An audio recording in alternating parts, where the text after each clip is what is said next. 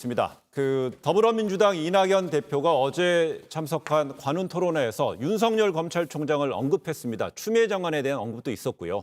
관련 발언 잠시 들어보시고 대화 이어가겠습니다.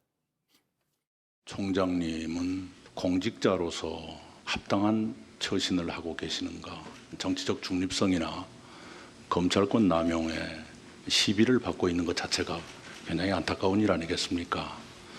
그런 좀 더 본질적인 것이고요. 추 장관의 경우는 비교적 스타일 쪽에 아쉽다 하는 말씀을 듣는 것 아닌가 생각을 합니다. 정치적 중립성에 대한 시비나 또는 검찰권 남용이라는 논란, 이런 것들을 불식시켜 주실 필요가 있겠지요. 만약에 그럴 마음이 없으시다면 그건 본인이 선택해야 될 문제이죠. 근데 이낙연 대표 그동안에 보면 검찰에 대한 민주적 통제라든지 공수처 필요성 언급하면서는 윤 총장에 대해서 약간 비판한 적이 있는데 거친 문제 이렇게 거친 문제로 좀 해석이 될 수 있잖아요. 그렇죠? 내용 간단합니다. 내용이 왜 간단해요? 정치적 중립성을 해쳤다는 거잖아요, 네. 윤 총장이. 그럼 여당이 어떤 사람들인데 그 정치적 중립성 해쳤으면 가만히 있었겠습니까? 탄핵하십시오. 공무원법 위반한 겁니다. 검찰총장은 반드시 정치적 중립성을 가져야 되고 공무원법에 되어 있고 검찰청법에 정치적 중립성을 지키도록 되어 있잖아요. 네. 법이 되어 있는데 왜 그럼 탄핵을 안 하십니까? 그러면서 자꾸 정치적 중립성을 해쳤다 이렇게 네. 공격을 하고 있는데 그러면 탄핵을 하면 될 거 아닙니까? 안 하고 있거든요. 얼마 전에 총리도 지금 승소를 그러면서 했고 오늘 이제 여당 대표도 이렇게 얘기했으면 그런 어떤 법적인 절차가 들어갈 수 있습니까? 왜 안 하는지 모르겠어요. 간단합니다. 답변해 주세요. 네. 윤석열 총장께서는 명백하게 정치를 하고 계십니다. 명백한 정치 활동을 하고 있습니다. 검찰에게 가장 중요한 정치적 중립성을 심대하게 검찰총장이 훼손하고 있습니다. 검찰 조직 전체를 정치의 광풍이 부는 그 한가운데로 끌고 들어왔습니다. 네. 그래서 왜 탄핵하지 않느냐. 이전에는 대통령이 그 인사권을 발동해서 잘라라 이렇게 말씀을 하셨는데 대통령이 검찰총장을 검찰청법에 의하면은 대통령이 그만두기는 할 수가 없습니다. 예. 국회에서 탄핵을 해야 되는데 윤석열 총장이 이미 정치를 한 마당에 윤석열 총장이 지금 이 국면에서 어떤 모습을 원하겠습니까? 여당에 맞서가지고 정의로운 검찰총장의 모습을 떠올리면서 여당에 탄압당해가지고 말하자면 쫓겨나는 모양새를 원하지 않겠습니까? 그것을 저희가 왜 합니까? 그러면 임명을 잘못한 거 아닙니까? 그러면 여당이 대통령이 검찰총장 임명을 잘못한 거예요. 그러면 대통령이 사과를 하십시오. 잘못했을 수 있습니다. 네, 그런 거죠. 그러나 대통령의 인사 재량권을 보장해 준다는 측면에서 적어도 검찰총장 정도까지 하셨으면 고위공직자로서의 품격이나 공무원의 자세와 태도로 볼 때 스스로 물러나는 것이 맞죠. 예, 대한민국의 알겠습니다. 어느 고위공직자가 이 정도까지 왔는데 그 자리를 유지하고 있었던 고위공직자 장관 차관이 누가 있었습니까? 예, 알겠습니다. 그래서 대한민국 최초입니다. 여당이 불편한 거죠. 살아있는 그래서 권력을 손대니 여당이 불편한 거죠. 예, 알겠어요. 그래서 지금 정치적 중립성을 해했다. 뭐 여러 가지 이유를 대면서 공격을 하고 있는데 그러면 과거 권력에 대해서 손을 안 댔습니까? 그때는 박수 치지 않았습니까? 예, 그래서 지금 보니까 두 분이 윤석열 총장과 같은 잠시만요. 사람은 세상천지에 유일합니다. 예, 그래요. 그래서 저는 이제 전재수 의원은 윤 총장이 계속 정치를 하고 있다고 그러는데 어차피 여론조사에서는 윤 총장이 계속 후보로 올라갑니다.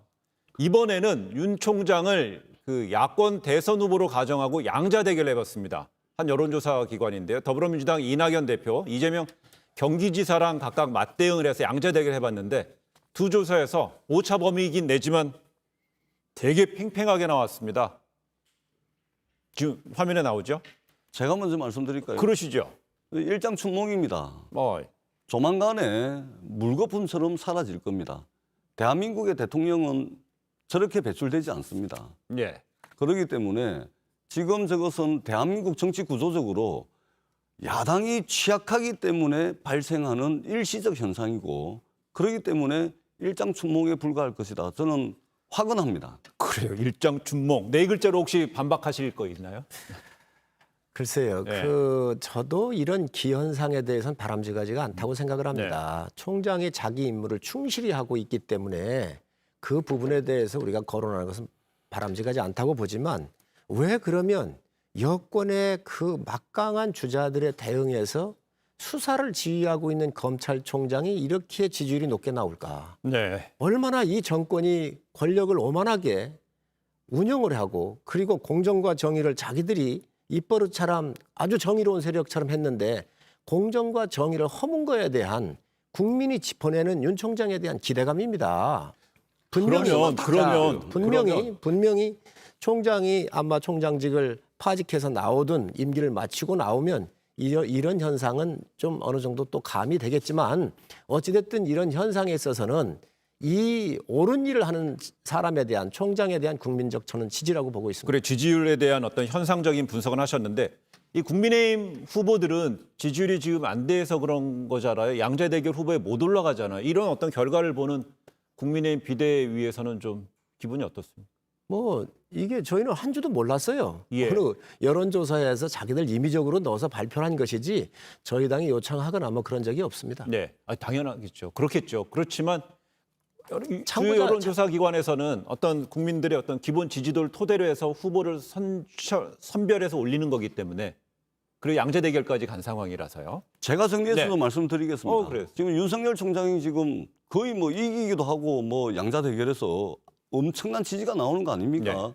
다시 한번 분명히 말씀드리지만 이것은 일장춘몽이고 그리고 야당인 국민의힘이 야당으로서 너무 취약하기 때문입니다. 그리고 야당인 국민의힘이 그동안 변변한 대선 후보를 키워내지를 못한 결과입니다. 이것은 그것을 반성을 해야지 그걸 가지고서 오히려 집권 여당을 공격하는 소재로 쓴다는 게 예. 말이 됩니까? 집권여당 공격한 거 아닙니다. 맞습니다. 우리 전 의원님 말씀하신 대로 야당이 취약한 건 맞고 또 우리 후보들이 탄핵의 과정을 거치면서 시간적으로도 부족했고 하기 때문에 분명히 그 부분에 지적한 부분은 맞는 부분인데 이제 시간이 있으니까 가겠지요. 우리도 이제 후보들이 모아지고 또 그중에 선발되고 하면 아마 이런 부분은 어느 정도 해소가 될 텐데 문제는 이 윤석열이라는 사람은 저희 야당의 주자로 한 번도 거론된 적도 없고 우리 야당에 오겠다라고 한 적도 없어요. 그런데 지금 추미애를 비롯해서 여권이 윤석열 찍어내기에 의해서 만들어진 현상을 갖다가 지금 여당을 공격의 소재로 공격 받도록 그쪽에서 한 거예요. 그래서 알겠습니다. 그렇게 보시면 돼요. 알겠습니다. 예, 그러니까 얘기하면 여기서 마치겠습니다.